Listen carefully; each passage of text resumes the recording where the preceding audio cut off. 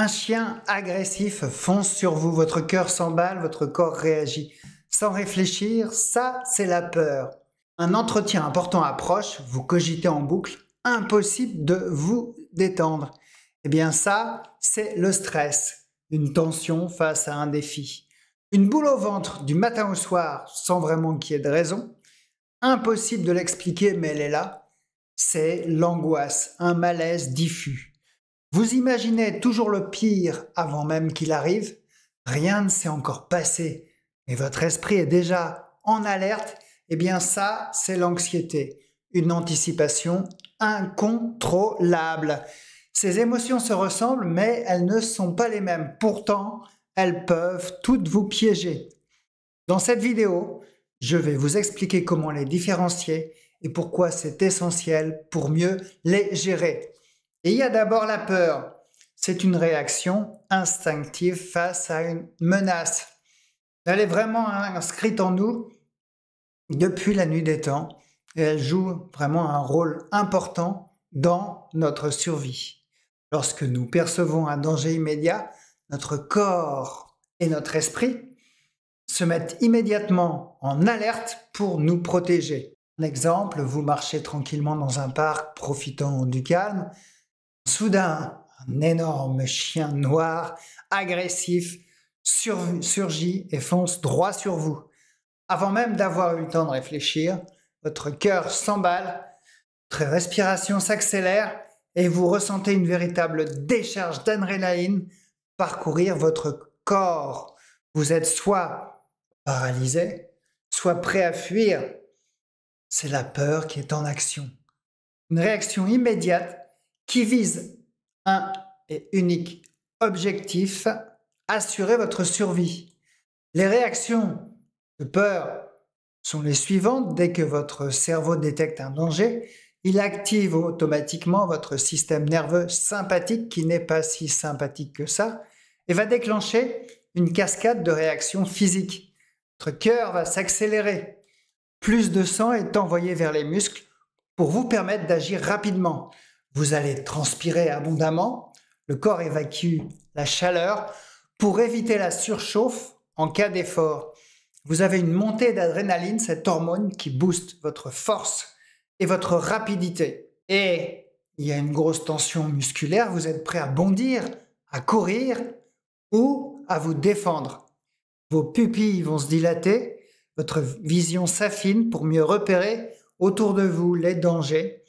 Ces réactions se déclenchent en quelques millisecondes, avant même que vous ne soyez pleinement conscient de la menace.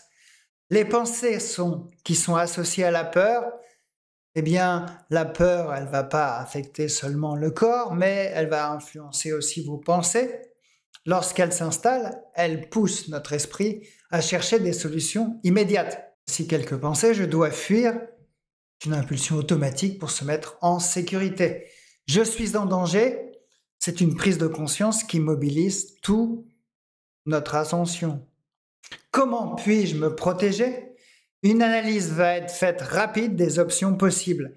Ces pensées sont automatiques et instinctives, comme je le dis, pour maximiser vos chances de survie. Pourquoi la peur est essentielle? Eh bien, si nous sommes aujourd'hui ici, c'est grâce à elle.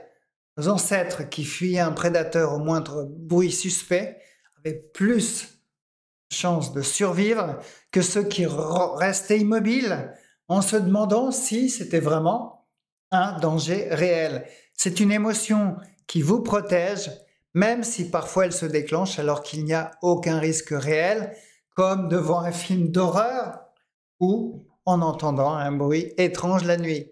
Et quand la peur devient-elle un problème? Si la peur est normale, elle est utile, mais elle peut devenir envahissante lorsqu'elle se manifeste trop fréquemment ou de manière disproportionnée.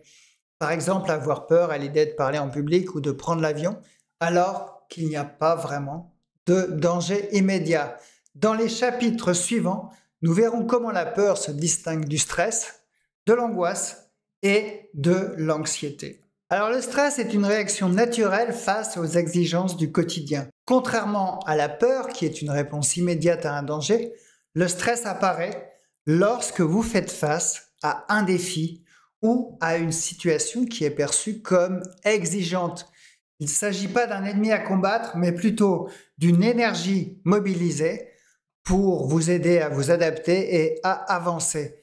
Voici un exemple concret. Vous avez une présentation importante au travail et plus vous sentez une pression monter, eh bien plus votre esprit va tourner en boucle sur tous les détails à préparer. Vous dormez mal, vous êtes irritable et vous avez du mal à vous concentrer. C'est ça le stress.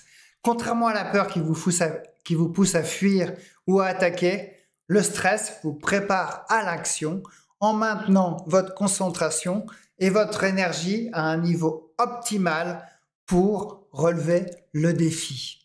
Lorsque votre cerveau détecte un défi, il active aussi votre système nerveux sympathique, déclenchant plusieurs réactions: tension musculaire, votre corps se prépare à agir, accélération du rythme cardiaque, plus de sang et d'oxygène dans le cerveau et les muscles, votre respiration plus rapide pour apporter aussi plus d'oxygène aux cellules et votre focus est augmenté, votre attention se dirige vers l'objectif à atteindre. Ces réactions vous permettent d'être plus alerte et plus performant face à la situation. Quelles sont les pensées associées au stress? Eh bien, le stress s'accompagne souvent de pensées qui amplifient la pression.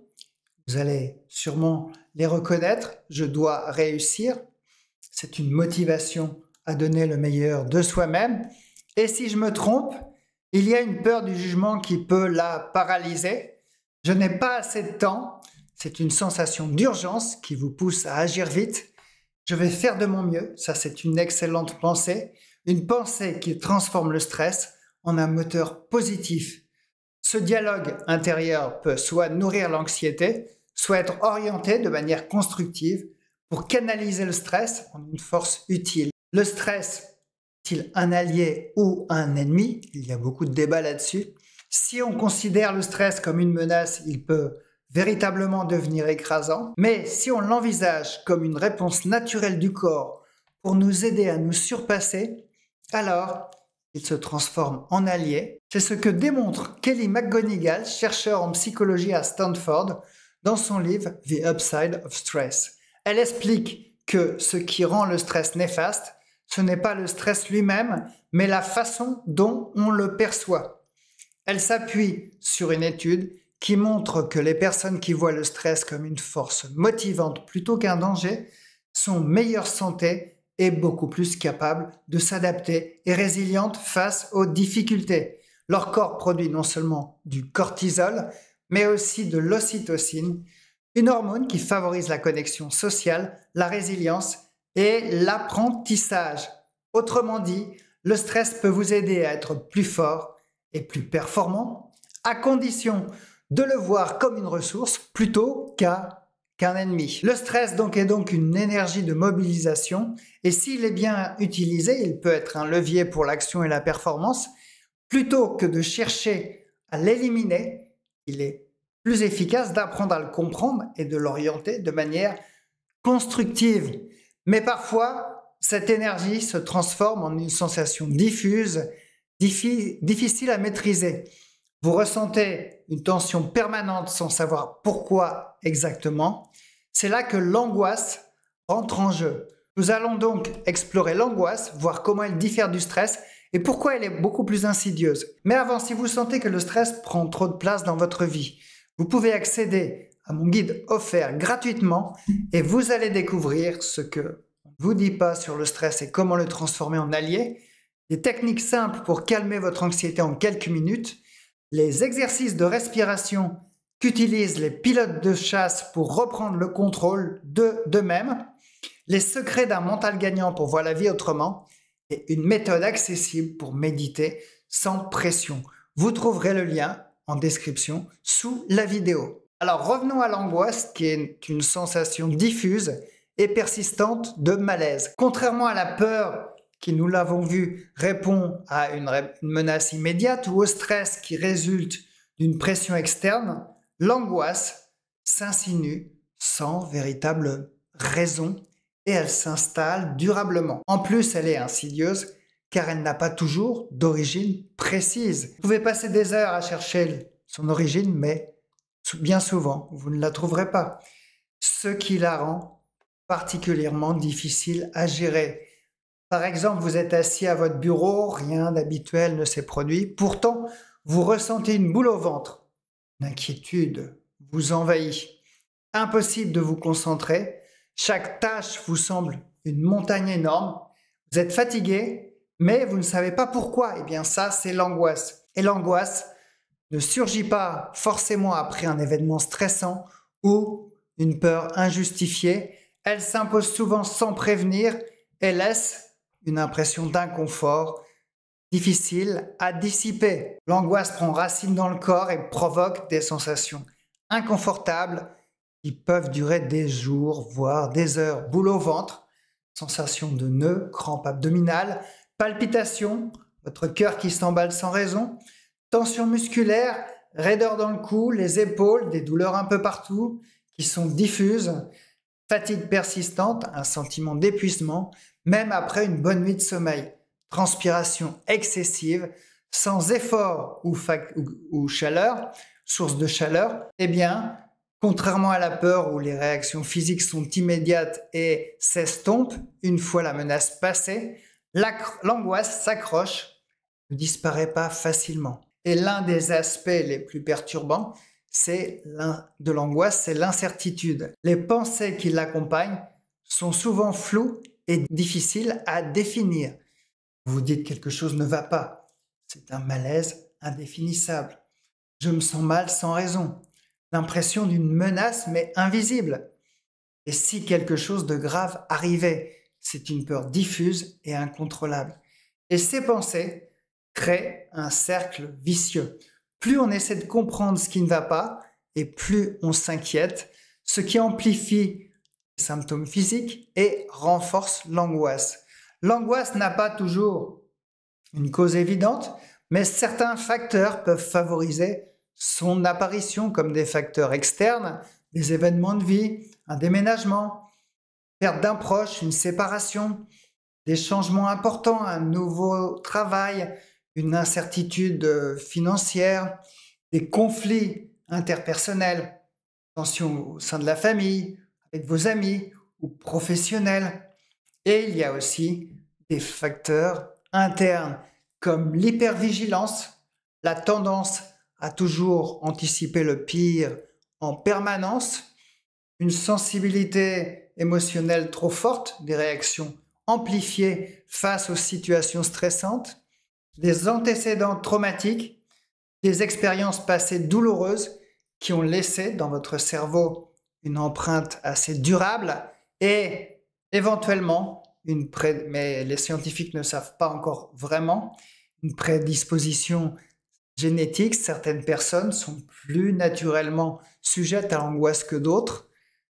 L'angoisse est une fausse alerte permanente. L'angoisse trompe le cerveau en lui faisant croire qu'un danger est présent alors qu'il n'y a pas de danger. C'est comme une alarme qui se déclenche sans raison valable. Ce phénomène est lié à un dysfonctionnement du système d'alerte du cerveau, notamment les scientifiques s'accorderaient que ce serait dans la zone de l'amygdale, les deux amygdales, on en a deux, mais pas que, parce que le cerveau est un ensemble. Il y a un ensemble de réactions dans le cerveau. Donc, ces amygdales joueraient un rôle clé dans la détection des menaces. Et chez certaines personnes, cette région du cerveau s'active même en l'absence de véritable danger, maintenant votre corps, le corps et l'esprit en état d'alerte constante.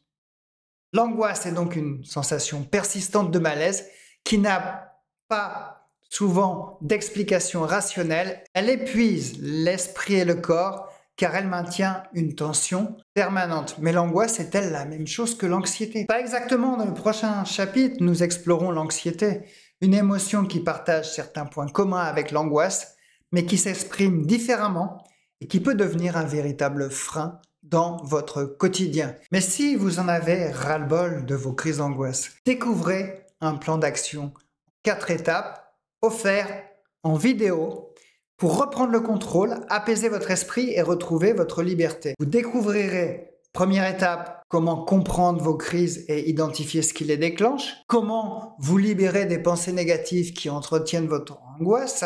Comment apaiser vos sensations physiques pour ne plus les redouter. Comment vous exposer progressivement à vos peurs et reprendre confiance en vous.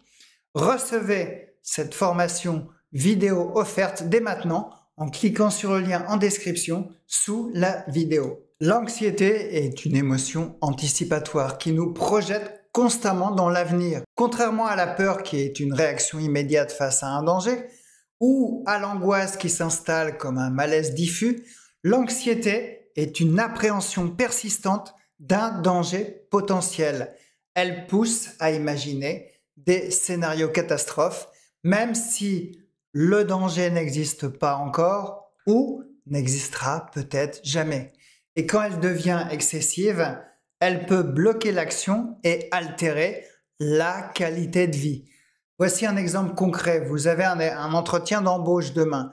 Toute la soirée, votre esprit tourne en boucle sur ce qui pourrait mal se passer. Et si je bégayais? Et si je ne trouvais pas mes mots? Et s'il me trouve totalement incompétent? Votre cœur bat plus vite, vous avez du mal à respirer, vos mains deviennent moites, impossible de dormir, et vous passez la nuit à refaire le film scénario catastrophe dans votre tête, imaginant les pires scénarios. Eh bien ça, c'est l'anxiété. Ici, il n'y a pas de danger immédiat, mais une peur qui est projetée dans le futur. Les symptômes physiques de l'anxiété, eh bien que l'anxiété soit une construction mentale, elle s'exprime aussi physiquement.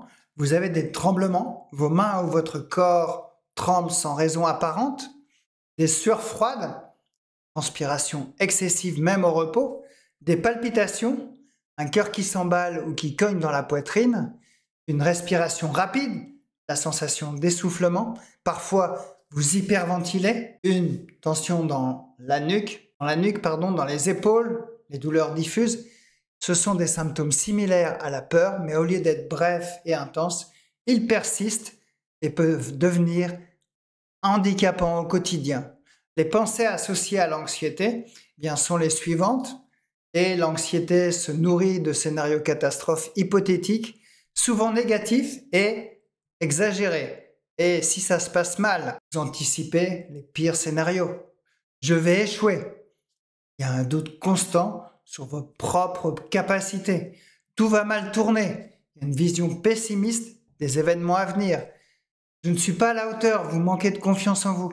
Eh bien, ces pensées créent une boucle infernale et plus on y pense, plus on alimente l'anxiété qui génère encore plus de pensées négatives. Et l'anxiété peut être causée par différents facteurs, donc facteurs externes, soit une pression professionnelle, des examens, des responsabilités, des entretiens à venir, des attentes sociales, la peur du jugement, comparaison aux autres, des conflits relationnels, des tensions, la peur de décevoir, des expériences passées, un traumatisme, des échecs marquants. Il y a des facteurs internes, personnalité anxieuse, quelqu'un qui a tendance à suranalyser et anticiper, sans passer à l'action, une hypervigilance, le besoin de tout contrôler, la peur de ce qui est incertain, la peur de l'incertitude, éventuellement une prédisposition génétique, certains profils, certaines personnes sont plus enclins à l'anxiété et l'anxiété ne se manifeste pas de la même façon chez tout le monde, elle peut prendre plusieurs formes, allant d'une simple inquiétude à un trouble envahissant comme l'anxiété généralisée, qui est une inquiétude permanente sur plusieurs aspects de la vie, les troubles paniques, attaques de panique soudaines et incontrôlables, des phobies spécifiques, peur des araignées, intense, irrationnelle, peur de l'avion, de la foule, l'anxiété sociale qui est la peur des autres et des situations en situation publique quand vous êtes en public. Certains vivent une anxiété ponctuelle face à un événement précis, d'autres ressentent un état d'alerte quasi constant. Alors l'anxiété est-elle un frein ou un moteur? Eh bien l'anxiété n'est pas toujours négative. À petite dose, Elles vous aident à anticiper, à vous préparer. Un sportif ressent de l'anxiété avant une compétition, un étudiant avant un examen, et cela peut même booster leur performance. Le problème, c'est quand l'anxiété devient envahissante et paralysante. Plutôt, dans ce cas-là, que de vous motiver, elle vous bloque. Elle vous pousse à éviter des situations et elle vous épuise mentalement. C'est aussi pour ça que je mets à votre disposition mes 10 meilleurs conseils pour calmer l'anxiété. Ce guide est totalement offert. Vous y trouverez des conseils pour comprendre votre anxiété, calmer les pensées anxieuses et comment retrouver la paix intérieure. Retrouvez votre guide offert dans la description sous la vidéo. Alors l'anxiété est une anticipation excessive d'un danger hypothétique. Elle diffère de la peur qui est immédiate et de l'angoisse qui est plus diffuse. Lorsqu'elle devient chronique, elle peut impacter le travail, les relations, la santé. Peur, stress, angoisse, ces émotions sont souvent confondues, mais elles ont chacune leur rôle, leur déclencheur et leur impact. La peur est une alarme immédiate face à un danger réel. Elle nous protège et nous pousse à agir rapidement. Le stress est une réponse à une pression ou à une exigence. Il peut être un moteur, mais aussi devenir un fardeau s'il est chronique. L'angoisse est un malaise diffus, sans cause précise, qui peut s'installer durablement et épuiser l'esprit. L'anxiété est une anticipation excessive d'un futur incertain qui vous enferme dans des scénarios catastrophiques. Quel est le point commun entre ces émotions? Ce sont toutes des signaux envoyés par votre cerveau pour vous alerter, vous préparer ou vous protéger. Mais évidemment, lorsque ces signaux deviennent trop fréquents, trop intenses ou disproportionnés, ils prennent le contrôle de votre vie et vous empêchent d'avancer. Eh bien, la bonne nouvelle, c'est que ces émotions ne sont pas une fatalité. Elles peuvent être comprises, comme vous l'avez fait aujourd'hui, apprivoisées et gérées avec les bonnes stratégies.